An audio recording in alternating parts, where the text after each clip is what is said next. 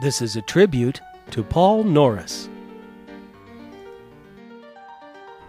On February 10, 2006, Midland Lutheran College in Fremont, Nebraska, was proud to pay tribute to a distinguished alumnus. A special reception was held in the college's Kimmel Gallery, showcasing the art of Paul Norris. Norris attended Midland Lutheran in the mid-1930s and would go on to a distinguished career as a cartoonist and illustrator. He's probably best known as the creator of Aquaman, the comic book hero. Created in 1941, Aquaman has proved to be one of the most enduring characters in the history of comics. And his creator would return on this afternoon, at the age of 91, to receive accolades from his alma mater for his lifelong achievements. Aquaman was born not long after Norris left Midland Lutheran for New York City, pursuing a dream of becoming a comic strip and comic book artist.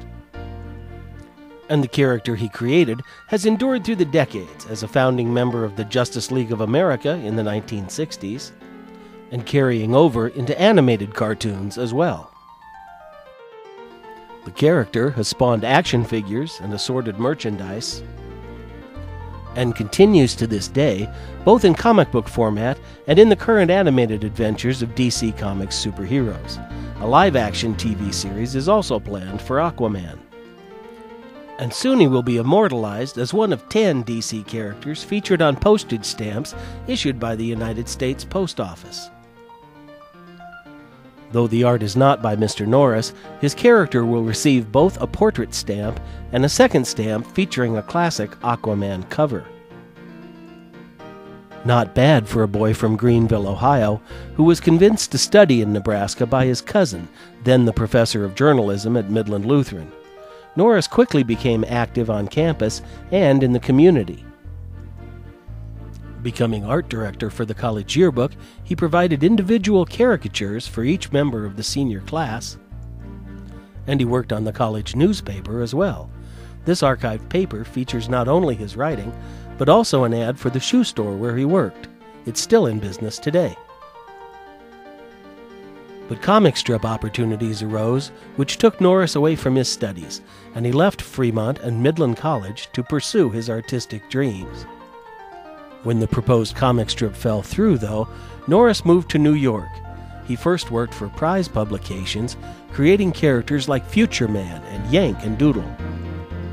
But he would soon find success at DC Comics when Aquaman debuted in More Fun Comics number 73. Though not featured on the cover, Aquaman was a hit, but Norris did not draw the feature for long. He'd contracted to do a newspaper comic strip as well, and the terms of that contract prohibited continuing with Aquaman. The Midland College exhibit displayed a nice assortment of Norris's comic strip work. He took over the adventures of time traveler Brick Bradford, a feature he would illustrate both in comic books and as a long-running comic strip, a feature he would work on for 35 years until his retirement in 1987. At various times he would also fill in on other strips, including notable runs on Dashiell Hammett and Alex Raymond's Secret Agent X9, and also on Raymond's classic Flash Gordon. In the comic book field, he continued the adventures of Russ Manning's futuristic hero Magnus, Robot Fighter, and Edgar Rice Burroughs' Tarzan of the Apes. Many examples of Norris's original art were displayed in the Kimmel Gallery, like this Brick Bradford Sunday strip. Art from comic books and comic strips alike, as well as a 1950 roster of the National Cartoonist Society, including Norris among self-portraits of many great cartoonists of the day. Pithy, don't you think? And one gallery wall was given over to examples of the comic strip Scoop Lens, which Norris did for the Dayton Daily News. Norris said the adventures of Lens, a roving cameraman, were among his personal favorites. And there were tributes from his cartoonist peers on display, like this specialty piece from Mike Peters. and this one by artist David Finlayson, proclaiming Aquaman's superiority to his opposite number at rival Marvel Comics. The gallery begins to fill up nicely in the hour before the official reception, and lots of interested spectators appreciate the artifacts on display. At last the guest of honor arrives. This was Paul Norris's first return to Fremont in more than 50 years. Flying in for the event from his home in Oceanside, California, with his sons Michael and Reed. Norris spent a few minutes with the news media talking about his career and reminiscing happily about the time he spent in Nebraska all those years ago. Then it was time to meet and greet the large and appreciative crowd who had turned out to honor him, including Midland Lutheran's President Emeritus L. Dale Lund, who was still in high school when Norris attended the college. The official ceremony began with introductions by Dr. Gene Kroom, Executive Vice President of Midland College, who praised Norris for inspiring people worldwide. Dr. Kroom then introduced Mr. Norris and his sons Reed, Center, and Michael. And Michael Norris rose to speak on behalf of the Norris family. He shared several memories of his father and his work and praised him both as an artist and as a dad.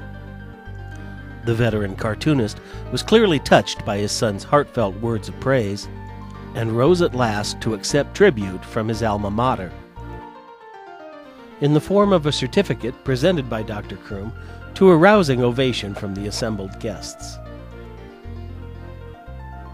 At the end of the ceremony, many in the audience lined up for a chance to speak with the artist, to meet Mr. Norris personally and ask him a few questions, and just to enjoy the lifelong body of work so proudly on display.